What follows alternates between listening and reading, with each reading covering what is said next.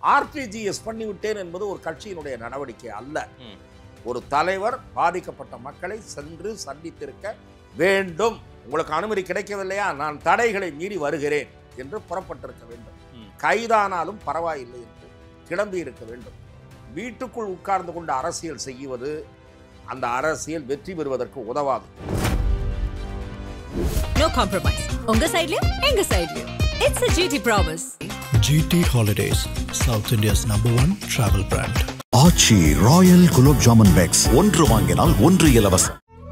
தமிழர்களின் #1 choice Tamil matrimony. தாவேகாவை வளைக்க பாஜக அதிமுக என்டிஏ கூட்டணி முயல்கிறதா? அதற்கான திட்டத்தில் இருக்காங்களா? அதற்கான வேலை நடந்துட்டு இருக்கா? அண்ணா திராவிட முன்னேற்ற கழகம் மதிப்புக்குரிய திரு உதயகுமார் அவர்கள் விடுத்திருக்கிற அழைப்பு என்பது திரு எடப்பாடி பழனிசாமி அவர்களின் குரலாகவே நான் அதை பார்க்கிறேன்.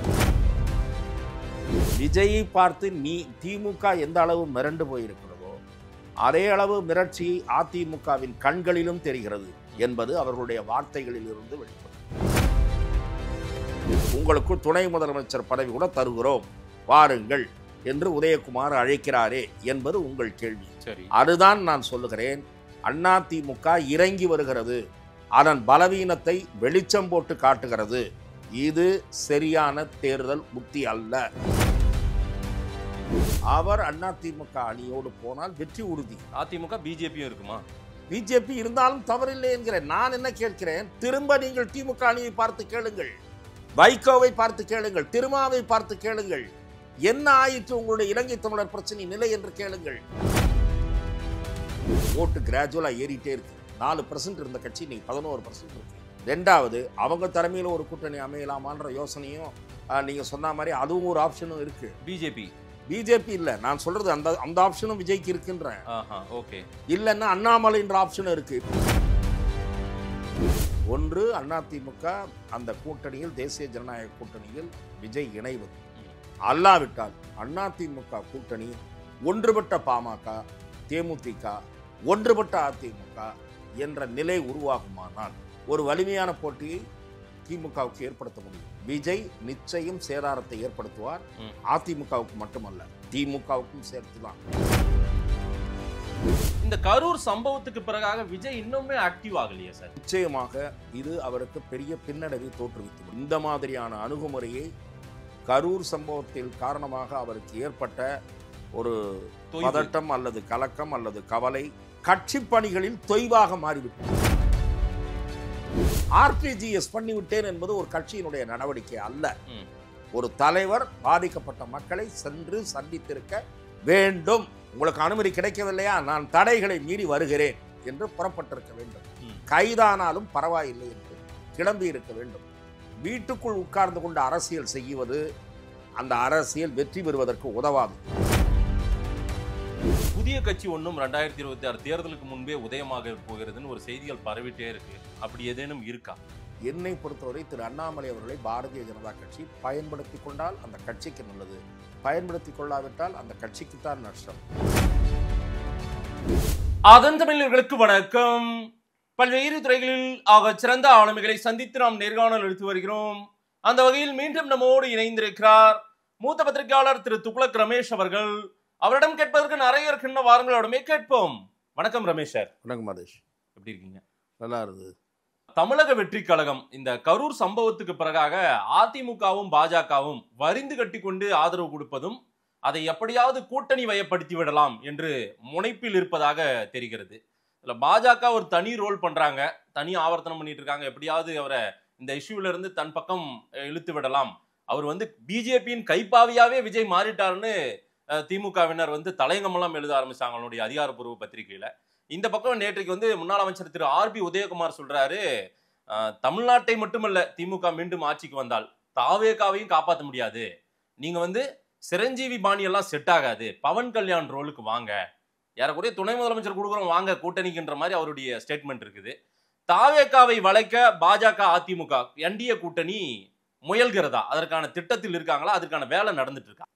முரசொலி கூறியது போல பாரதிய ஜனதாவின் கைப்பாவையாக தாவேகா தலைவர் விஜய் மாறிவிட்டார் என்பதற்கான எந்த ஆதாரமும் எந்த ஒரு பதிவும் தரவும் இல்லாத நிலையில் அது ஒரு நிராகரிக்கத்தக்க விமர்சனம் அல்லது அவர்களுக்கு கவலையை தோற்றுவிப்பதால் எரிச்சலில் வெளிப்படுகிற விமர்சனம் என்றுதான் நான் பார்க்கிறேன். பாரதிய ஜனதா கட்சியினுடைய தமிழக தேர்தல் பொறுப்பாளராக பொறுப்பேற்றிருக்கக்கூடிய திரு பைஜெயந்த் பாண்டா அவர்கள் வெளிப்படையாக பாட்டாளி மக்கள் கட்சியின் ஒரு பிரிவின் தலைவராக இருக்கக்கூடிய டாக்டர் அன்புமணி ராமதாஸ் அவர்களை சந்தித்திருக்கிறார் என்கிற செய்தியை நாம் பார்த்தோம். ஆக வெளிப்படையாக அவர்கள் கூட்டணிக்கான முயற்சியை எடுத்திருப்பது அல்லது அறிவித்திருப்பது என்பது பாமக குறித்து தான். வேறு எந்த கட்சி குறித்தும் அவர்கள் இன்னும் பேச்சுவார்த்தையை தொடங்கவில்லை. அநேகமாக நவம்பர் மாதம் பீகார் தேர்தல் முடிந்த பிறகு இந்த தேர்தல் பொறுப்பாளர்களை தாண்டி மத்திய உள்துறை அமைச்சர் மாண்புமிகு அமித்ஷா அவர்களுடைய பார்வை தமிழ்நாட்டின் பக்கம் திரும்பும். பாரதிய ஜனதா தனது தேர்தல் ஆட்டத்தை அப்போது தொடங்கும். தீவிரமாக அதன் பணிகள் இருக்கும் என்று விவரமறிந்த சில நண்பர்கள் கூறுகிறார்கள். சரி, இப்போது நீங்கள் கூறிய கேள்வியின் இன்னொரு பகுதிக்கு நான் வருகிறேன். அண்ணா திராவிட முன்னேற்றக் கழகம் வெளிப்படையாக திரு விஜய்க்கு விடுத்திருக்கிற அழைப்பு, குறிப்பாக சட்டமன்ற எதிர்க்கட்சி துணைத் தலைவர் மதிப்புக்குரிய திரு உதயகுமார் அவர்கள் விடுத்திருக்கிற அழைப்பு என்பது திரு எடப்பாடி பழனிசாமி அவர்களின் குரலாகவே நான் அதை பார்க்கிறேன். ஏனென்று சொன்னால் அவர் நீங்கள் கூறியது போல சிரஞ்சீவி பாணியில் கையெடுக்காதீர்கள், நீங்கள் பவன் கல்யாண் மாதிரி செயல்படுங்கள், அப்போதுதான் நீங்கள் பரிமளிக்க முடியும் என்று கூறிவிட்டு விரக்தியின் விளிம்புக்கே போகிற மாதிரி நீங்கள் தனியாக நிற்பதாக இருந்தால் தமிழ்நாடும் அவ்வளவுதான், நீங்களும் அவ்வளவுதான். அதாவது இது எப்படி இருக்கிறது என்றால், இந்த மாதிரியான பேச்சுக்கள் அதிமுக பலவீனமாக இருக்கிறது என்பதை பறைசாற்றுவதாகத்தான் உலகம் பார்க்கும். குறிப்பாக அண்ணா திராவிட முன்னேற்றக் கழகத்தினுடைய அடிமட்ட தொண்டர்களுக்கு நீங்கள் என்ன மாதிரியான செய்தியை சொல்லுகிறீர்கள் என்று எனக்கு புரியவில்லை. இல்லை, அணி சேர்ப்பது, ஆட்களை கூட்டணிக்கு அழைப்பதுன்றது தேர்தல் காலங்களில் நடக்கிற ஒன்று தானே. இப்போ எல்லாருமே அதற்கான வலையை வீசறதுக்கு தானே காத்திருப்பாங்க. அதை தானே திரு ஆர்பி உதயகுமார் செய்கிறாரு. அந்த கட்சியினுடைய பொதுச் செயலாளர் திரு எடப்பாடி பழனிசாமி அவர்கள் அவரே கூட்டணிக்கான அழைப்பு பொதுவாக வெவ்வேறு கட்சிகளுக்கு, தாவேகாவுக்கு அல்ல, வெவ்வேறு கட்சிகளுக்கு சொல்லி கொண்டிருக்கிறார். அது தவிர வலிமையான கூட்டணி உருவாகும் என்கிறார். அந்த வகையில் அவருடைய ஸ்டேட்மெண்ட் அந்த அளவோடு நிறுத்தி இருந்தால் பரவாயில்லை. அதிமுக இப்போது எப்படி ஆகிவிட்டது என்றால், இறைஞ்சுவது போல, மடியேந்துவது போல ஒரு குரல் எதிரொலிக்கிறது. எப்படி என்று சொன்னால், திரு எடப்பாடி பழனிசாமி அவர்கள் ஒரு பெரிய கட்சி நம்மிடம் வர இருக்கிறது என்று சொல்லுகிறார். எனக்கு தெரிந்த தமிழ்நாட்டில் 2 கட்சிகள் பெரிய கட்சி, மீதியெல்லாம் அவற்றுக்கு சமமில்லாத கட்சிகள் தான். ஒரு பெரிய கட்சி திராவிட முன்னேற்றக் கழகம், இன்னொரு பெரிய கட்சி அதிமுக. ஒரு பெரிய கட்சி நம்மோடு வர இருக்கிறது என்று திரு எடப்பாடி பழனிசாமி சொன்னால் திமுக அவர்கள் பக்கம் வரப்போகிறதா? இல்லை என்பது எல்லோருக்கும் தெரிந்த ஒரு விஷயம்தான். ஆகவே இதற்காக நான் சொல்லுகிறேன் என்றால், விஜயை பார்த்து திமுக எந்த அளவு மிரண்டு போயிருக்கிறதோ அதே அளவு மிரட்சி அதிமுகவின் கண்களிலும் தெரிகிறது என்பது அவர்களுடைய வார்த்தைகளில் இருந்து வெளிப்படுது. நீங்கள் பவன் கல்யாணி மாதிரி இருங்கள் என்று சொல்லுவதன் மூலம் ஊடகவியலாளர் என்கிற முறையில் மட்டுமல்லாமல் வெளிப்படையாக அந்த ஸ்டேட்மெண்ட் என்ன உணர்த்துகிறது என்பதை நீங்கள் சொல்லிவிட்டீர்கள். ஒரு அனுபவம் வாய்ந்த நெறியாளர் என்கிற வகையில் நீங்கள் என்ன சொல்லுகிறீர்கள்? அந்த ஸ்டேட்மெண்ட் எனக்கு என்ன செய்தி சொல்லுகிறது, அதாவது உங்களுக்கு என்ன செய்தி சொல்லுகிறது என்றால், உங்களுக்கு துணை முதலமைச்சர் பதவி கூட தருகிறோம், வாருங்கள் என்று உதயகுமார் அழைக்கிறாரே என்பது உங்கள் கேள்வி. சரி, அதுதான் நான் சொல்லுகிறேன். அதிமுக இறங்கி வருகிறது, அதன் பலவீனத்தை வெளிச்சம் போட்டு காட்டுகிறது, பிற கட்சிகளுக்கு வெளிச்சம் போட்டு காட்டுகிறது. இது சரியான தேர்தல் உத்தி அல்ல. ஆசை வார்த்தை கூறுவது இது தேவையான ஒன்றுன்னு நினைக்கிறாங்க அவங்க. வெளிப்படையான ஆசை வார்த்தையை அண்ணா திராவிட முன்னேற்ற கழகம் அந்த அணியில் இடம்பெற வேண்டும் என்று பிற கட்சிகள் காத்திருந்த நிலை மாறி, பிற கட்சிகளின் வீட்டு வாசலுக்கு போய் நின்று கதவை தட்டுகிற நிலைக்கு இப்போது நீங்கள் இறங்கி போகிறீர்கள் என்பதுதான் இந்த செய்தி. அதுவும் ஒரு பெருந்துயர் நிகழ்ந்து விட்ட பிறகு ஒரு படபடப்பில் அடுத்து என்ன செய்வது என்று தெரியாத திகைப்பில் இருக்கிற ஒரு கட்சியிடம் நீங்கள் கையேந்துவது என்பது உங்கள் பலவீனத்தை காட்டுகிறது என்று நான் சொல்லுகிறேன். இங்க கையேந்துறாங்க பிஜேபி, பாரதிய ஜனதா கட்சிக்கு சான்று காட்டுங்கள் என்று நான் உங்களிடத்திலே கேட்டுகிறேன். பாரதிய ஜனதா கட்சி விஜய்க்கு தூது விட்டது, விஜய்க்கு அழைப்பு விடுத்தது, எங்கே ஒரு ஆதாரத்தை காட்டு. விஜய்க்கு ஆதரவு கரம் நீட்டியதுல பெரும் பங்கு பெரும் உயரத்தில் நிற்பது, முன்னணியில் நிற்பது, முந்தி நிற்பது பிஜேபின்னு திமுக அதிக டவுட்டே அவங்க மேலதான் படுறாங்க. திராவிட முன்னேற்ற கழகத்திற்கு தோன்றி இருக்கக்கூடிய பதற்றத்தின் காரணமாக அவர்கள் அப்படி செய்கிறார்கள். திராவிட முன்னேற்ற கழகத்திற்கு உளவுத்துறை மட்டுமல்ல, பென் நிறுவனம் அவர்களுடைய நிறுவனம் மட்டுமல்ல, வட இந்திய தனியார் நிறுவனம் ஒன்றும் கூட சர்வே எடுத்து திமுக அணி இப்போது வலிமையாக இருக்கிறது, அண்ணா திமுக அணி தாவேக என்கிற கட்சி அதனோடு சேருமானால் நீங்கள் நிச்சயமாக உங்களுடைய வெற்றி வாய்ப்பு என்பது பெரும் கேள்விக்குறியாகிவிடும். இது ஒரு முடிவு கொடுக்கப்பட்டிருக்கிறது.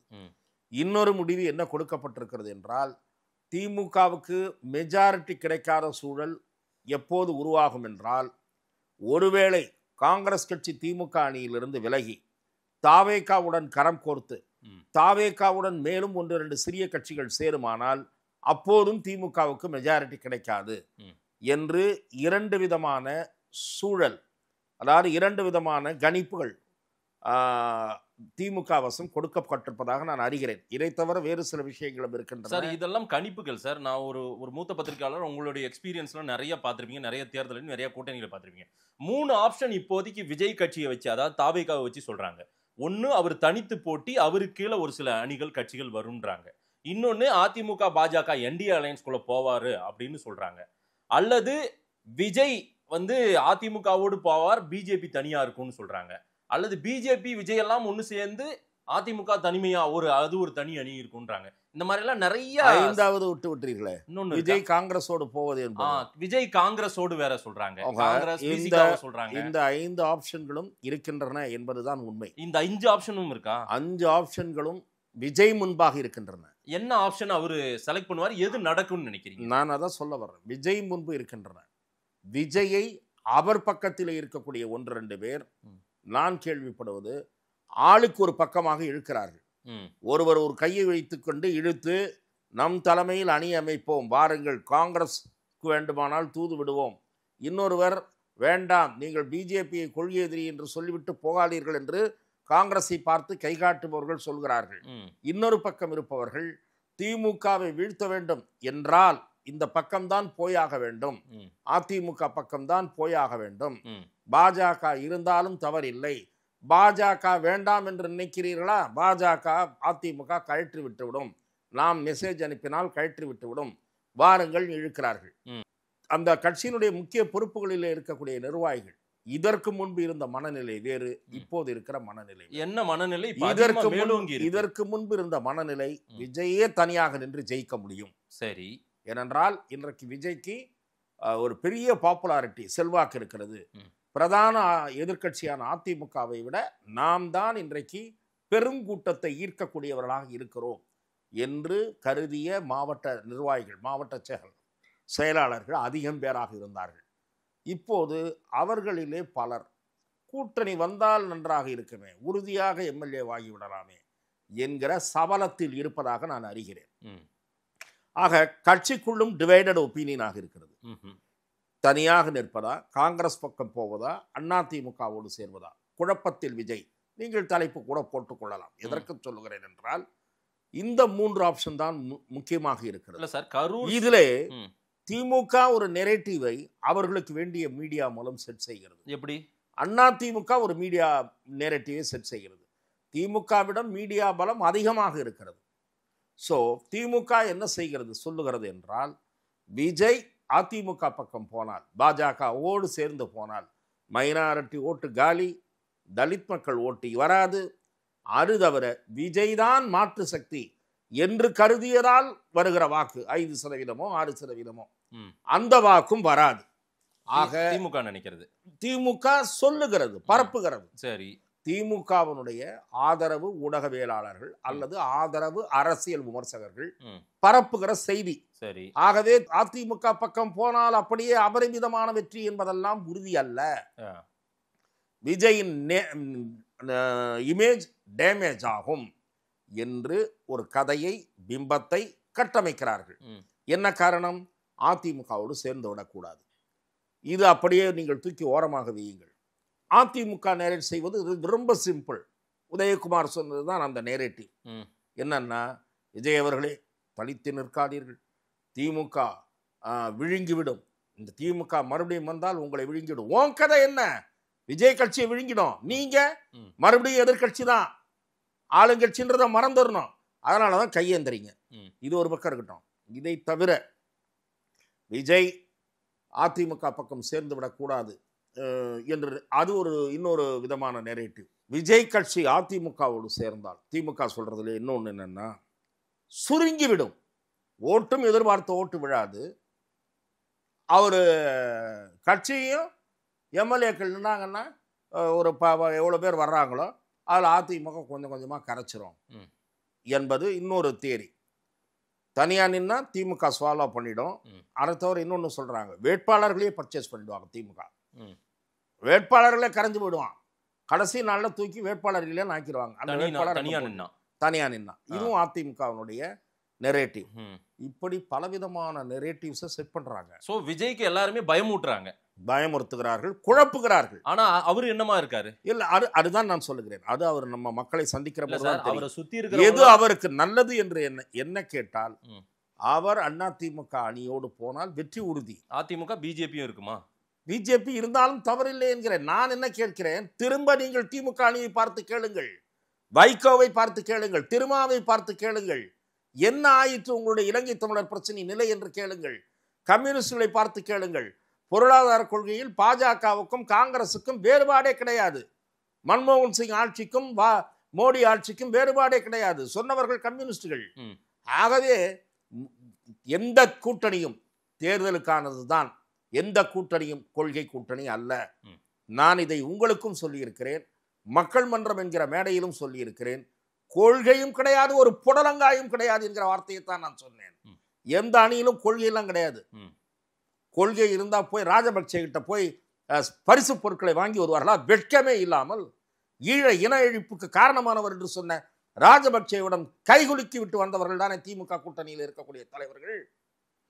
அந்த இன அழிப்புக்கு துணை போன கட்சி என்று காங்கிரஸ் கட்சியை பேசிய வாய் தானே திருமாவாய், வைகோ வாய். அது வேறவா, இது நாரவாயா என்று கேளுங்கள். ஆனா மதவாத சக்திகள் இங்கு வந்துடக்கூடாது. அதுதான் நான் சொல்றேன். சக்திகள் இங்கு வந்துடக்கூடாது. அதுதான், இதுதான் பூச்சாண்டின்ற. இது பூச்சாண்டி. இந்த பூச்சாண்டி எல்லாம் ஓடாது, வண்டி ஓடாது. ஓடி இருக்கு, சக்சஸ் ஆயிருக்கு. 2019 இருந்து சக்சஸ் ஆயிருக்கு. அதுதான் ஆயிருக்கு. ஓட்டு கிராஜுவலா ஏறிட்டே இருக்கு. 4% இருந்த கட்சி இன்னைக்கு 11% இருக்கு. ரெண்டாவது, அவங்க தலைமையில ஒரு கூட்டணி அமையலாமான்ற யோசனையும் நீங்க சொன்ன மாதிரி அதுவும் ஒரு ஆப்ஷனும் இருக்கு.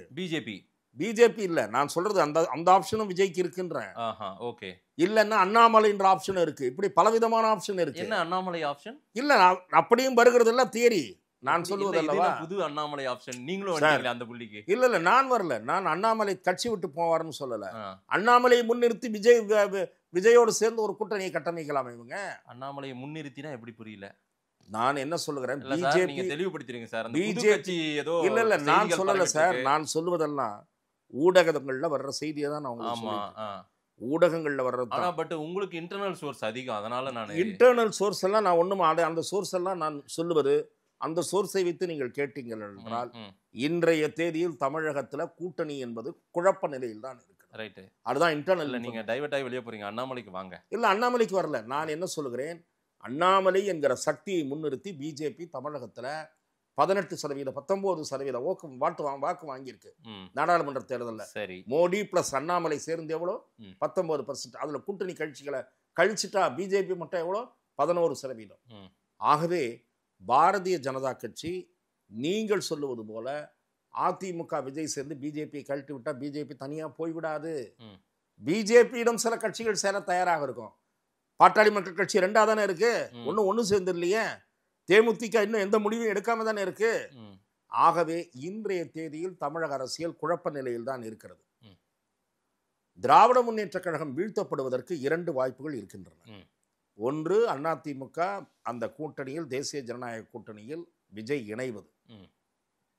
அல்லாவிட்டால் அதிமுக கூட்டணி ஒன்றுபட்ட பாமக, தேமுதிக, ஒன்றுபட்ட அதிமுக என்ற நிலை உருவாகுமானால் ஒரு வலிமையான போட்டியை திமுகவுக்கு ஏற்படுத்த முடியும். விஜய் நிச்சயம் சேதாரத்தை ஏற்படுத்துவார். அதிமுகவுக்கு மட்டுமல்ல, திமுகவுக்கும் சேர்த்துதான். திமுக அணி சிறுபான்மை வாக்குகளில் சரிவை சந்திக்கும்.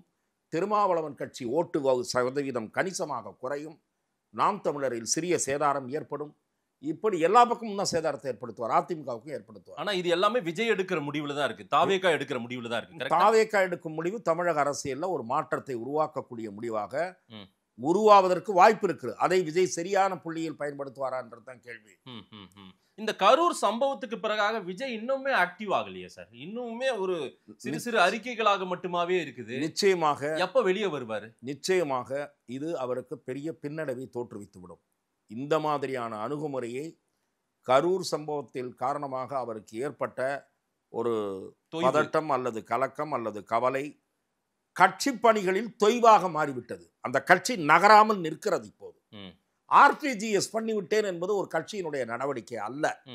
ஒரு தலைவர் பாதிக்கப்பட்ட மக்களை சென்று சந்தித்திருக்க வேண்டும். உங்களுக்கு அனுமதி கிடைக்கவில்லையா, நான் தடைகளை மீறி வருகிறேன் என்று புறப்பட்டிருக்க வேண்டும். கைதானாலும் பரவாயில்லை என்று கிளம்பி இருக்க வேண்டும். வீட்டுக்குள் உட்கார்ந்து கொண்டு அரசியல் செய்வது அந்த அரசியல் வெற்றி பெறுவதற்கு உதவாது. எவ்வளவு பாப்புலராக வேண்டுமானால் நீங்கள் இருந்து கொள்ளுங்கள். பொதுவெளியில் இன்றைக்கு உங்களை நோக்கி கூர்மையான விமர்சனங்கள் புறப்பட்டு விட்டன. மிக கூர்மையான விமர்சனங்களை விஜய் எதிர்நோக்கி இருக்கிறார். அவருடைய மௌனம் களைய வேண்டும். கூட்டணி தொடர்பான மௌனத்தை வேண்டுமானால் நீங்கள் தேர்தல் பரப்புரையின் போது கலைத்துக் கொள்ளலாம். அல்லது நீங்கள் அடுத்து என்ன பேசப் போகிறீர்கள் உங்களுடைய பொதுக்கூட்டத்தில், பழையபடி அந்த திமுக பாஜக இதைத்தான் பேசப் போகிறீர்களா என்பதை புரிந்து கொள்வார்கள். அதிமுக அழைப்பு விடுத்திருக்கிறது. அதற்கு பதில் தேவை.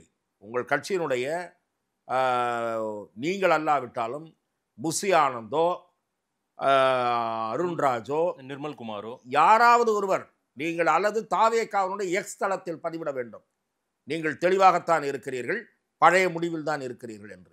இல்லாவிட்டால் உங்கள் கட்சிக்காரர்களுக்கும் நீங்கள் ஒரு செய்தியை சொல்லாமல் குழப்பத்தில் விடுகிறீர்கள் என்று பொருள். திமுக பிஜேபியின் கைப்பாவையா விஜய் மாறிட்டார்னு சொல்லும் போது கூட அது கூட பெருசா பதில் சொல்ல அதற்கு நான் நீங்கள் எல்லா யூகங்களுக்கும் நீங்கள் வழிவகுக்கல. ஏன் அந்த மௌனம்? எங்க அது?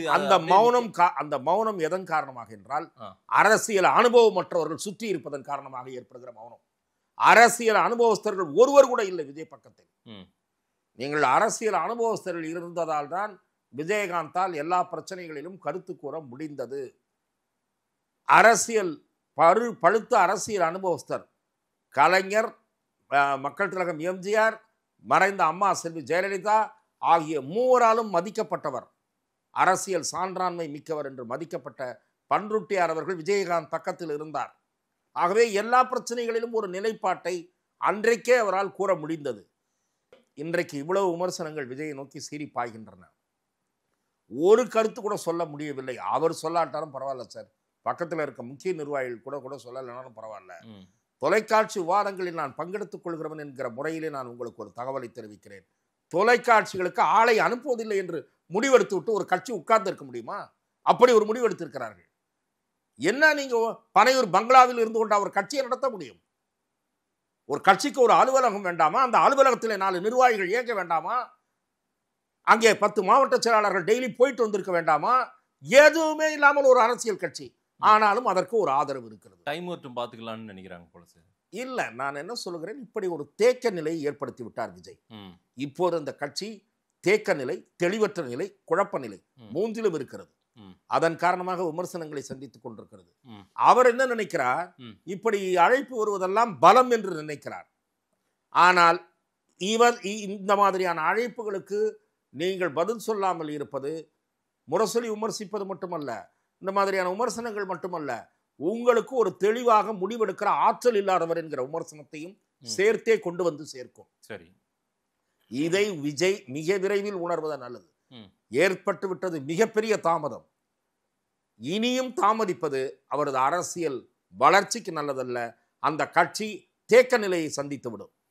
தான் தான் முதல்வர் வேட்பாளர், தன்னுடைய கட்சியினுடைய தலைவர் தான் முதல்வர் ஆகணும்னு ஆசைப்படுற அந்த தாவேகா மனநிலை கரூருக்கு பிறகாக, கரூர் சம்பவத்துக்கு பிறகாக சுத்தி இருக்கிறவங்க, அதாவது விஜய்க்கு நெருக்கமானவர்கள் மனதில் கூட உதிக்க ஆரம்பிச்சு விட்டா. அதாவது நான் சொல்வது, அந்த மனநிலை இப்போது இருக்கிறதா என்பதே எனக்கு சந்தேகமாக இருக்கு. ஏனென்றால் சுற்றி இருப்பவர்கள் விஜய் வெளியே வர காணோம், கூட்டணி பற்றி பேச்சுக்கள்லாம் அடிபடுகின்றன. பரவாயில்லையே, அதிமுக கூட்டணி கூப்பிடுது, போனால் கூட ஜெயிச்சிடலாமே என்ற ஒரு இது கூட இருக்கிறார்கள். நான் அதுதான் அதை சொல்ல வந்த நேரத்தில் நீங்கள் வேறு பக்கம் திருப்பி விட்டீர்கள். அதிமுகவுடன் சேருவது என்ற முடிவை விஜய் எடுப்பாரானால் மிக அதிகமான சீட்டுகளை எதிர்பார்ப்பார். அது ஒரு பெரிய நெருடலான அம்சம் இருக்கும். ஆனால் அதைவிட முக்கியம் ஆட்சியில் பங்கு என்பதை அவர் ஏற்கவே கூடாது. ஏற்கக்கூடாது என்பது ஒரு அரசியல் விமர்சகராக என்னுடைய யோசனை. ஏற்றால் அதிமுகவினுடைய ஆட்சியில் தொடங்குகிற ஊழலில் விஜய் கட்சியினுடைய ஆட்களும் மூழ்கி விடுவார்கள். ஈஸியாக கரெக்ட் பண்ணி விடுவார்கள். 4 மந்திரி போதும், அவர்கள் நல்லா அவர்களுக்கு வழி செய்து கொடுப்பார்கள். எப்படி சம்பாதிக்க வேண்டும் என்று வழி கற்றுக் கொடுப்பார்கள். சம்பாதிப்பது என்றால் என்ன? ஊழல் செய்வது. அதற்கு பெயர் இப்போது சம்பாதிப்பது என்று வைத்திருக்கிறார்கள். ஆகவே அது விஜய் கட்சிக்கு கெட்ட பெயரை தெளித்தரும். மாறாக விஜய் எதிர்க்கட்சி தலைவராக உட்கார்ந்து 6 மாதங்கள் அந்த ஆட்சிக்கு அவகாசம் கொடுத்து பிறகு வீரியமான எதிர்க்கட்சி தலைவராக செயல்பட தொடங்கினால் நீங்கள் தமிழக அரசியலில் மாற்று சக்தியாகவே உருவெடுக்க முடியும்.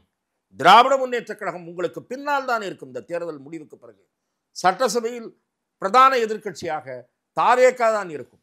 அந்த முடிவுதான் அவருக்கு உகந்த முடிவாக இருக்கும் என்பது என்னுடைய பார்வை. திமுகவை வீழ்த்த வேண்டும், திமுகவை தோற்கடிக்க வேண்டும்னா எந்த ஃபார்முலா ஒர்க் அவுட் ஆகும் சார்? 26ல எந்த கூட்டணி ஒர்க் அவுட் ஆகும்? அதுதான் நான் சொன்னேன். ஒன்று அதிமுக தாவேக, அதிமுக பாஜக தாவேக. பாஜக இருக்கிறதா இல்லையா, அது விஜய் ஏற்கிறாரா இல்லையா என்கிற சந்தேகங்கள் இருக்கின்றன.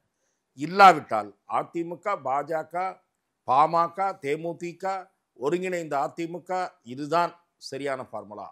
அதற்கு பிறகு இந்த கூட்டணி உருவாகிவிட்டால் விஜய் எனக்கு தெரிந்து ஓட்டை ஸ்பிளிட் பண்ணுபவராக, ஸ்பாயிலராக இருப்பார். 2வது இடத்தில் இருக்க முடியாது. விஜய் தனித்து தாவேக, அதுதான் நான் சொல்லுகிறேன். 2வது இடத்தில் இருக்க முடியாது. விஜய் தலைமையில் ஒரு அணி உருவானால் தாறுமாறான தேர்தல் முடிவுகள் வரும். ரைட். தேர்தல் முடிவுகள், அதாவது விஜய் காங்கிரஸ் பிளஸ் 2 கட்சிகள் என்று வந்தால் திமுகவுக்கு மெஜாரிட்டி கிடைக்காது, அதிமுகவுக்கும் மெஜாரிட்டி கிடைக்காது. தாறுமாறான தேர்தல் முடிவுகள் வரும். திமுக பல சர்வேக்களை எடுத்துட்டு இருக்காங்க. தாவேகாவை ஒட்டி எடுக்கப்பட்ட சர்வேக்கள் அதிகம். உளவுத்துறையும் ஒரு ரிப்போர்ட் கொடுத்திருக்கு. விஜய் தனித்து போட்டியிட்டால் நமக்கு இந்த சிக்கல் இருக்குது, விஜய் கூட்டணிக்கு சேர்ந்துட்டா இந்த லாபம் இருக்குது அப்படின்லாம் சர்வே எடுத்திருக்கிறதா சில செய்திகள் பரவுது. அப்படியெல்லாம் எடுத்திருக்காங்களா என்ன திமுக? நிச்சயமாக அப்படிப்பட்ட சர்வேக்கள் எடுத்து வைத்திருப்பதாக நானும் அறிகிறேன். பல நண்பர்கள் சொல்லுவதுதான். பத்திரிகையாளர்கள், திராவிட முன்னேற்ற கழகத்தைச் சேர்ந்தவர்கள், நிர்வாகிகள், 1-2 பேர் தொடர்பில் இருப்பவர்கள், பிசினஸ் புள்ளிகள், அவரெல்லாம் என்ன சொல்லுகிறார்கள்னா கிட்டத்தட்ட ஒரு 40 பேருக்கு மேலே சீட்டு இருக்காது இந்த தடவை திமுக எம்எல்ஏ வாக்காளர்களுக்கு. அதெல்லாம் கூட எடுத்துட்டாங்க. நான் பெர்ஃபார்மிங் எம்எல்ஏஸ் அல்லது தொகுதி பக்கமே போகாதவங்க, இல்லை அதிகமாக கட்ட பஞ்சாயத்தில் ஈடுபட்டவங்க, கெட்ட பேர் எடுத்தவங்க, இவங்களெல்லாம் ஃபில்டர் பண்ணுறதுன்னு.